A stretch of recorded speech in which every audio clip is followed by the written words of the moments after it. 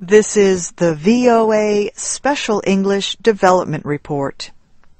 Some of the longest-lasting effects of colonization can be found in the health of the native people who were colonized.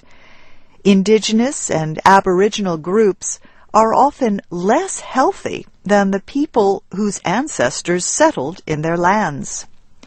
In Canada, for example, Indigenous or First Nation people live on average 7 fewer years than Canadians of European ancestry. Aboriginal Australians live on average 17 fewer years than white Australians. Malcolm King from the University of Alberta is Scientific Director of Canada's Institute of Aboriginal People's Health.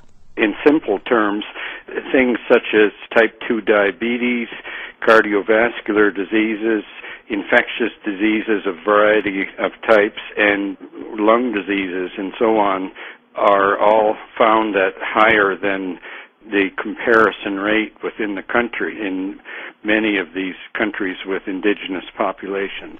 Professor King says loss of culture, land, and language all play a part in poor health. Having an identity, he says, is especially important for mental health. For example, many Indigenous children in Canada were taken from their families and sent to live at schools. They were educated in the European system, so they never had a normal chance to develop a cultural identity.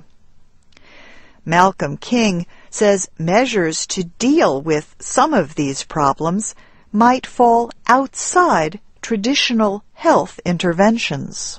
We're proposing that health researchers get involved in projects like housing, like economic development, certainly educational projects, and study the health effects, hopefully the health benefits of these complex social economic interactions.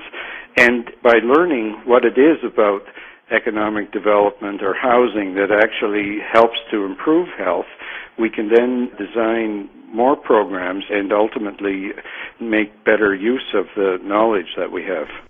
There are almost 400 million Indigenous people in the world. Poverty, malnutrition, overcrowding, lack of clean conditions, pollution, and limited health services are all causes of their poor health. Malcolm King and other researchers wrote about this in the medical journal The Lancet earlier this month.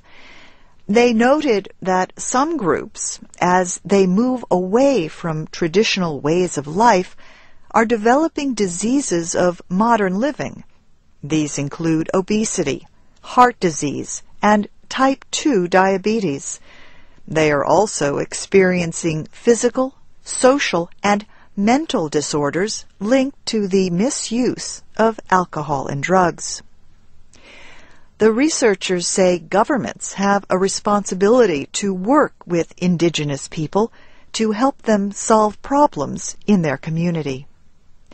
And that's the VOA Special English Development Report. I'm Faith Lapidus.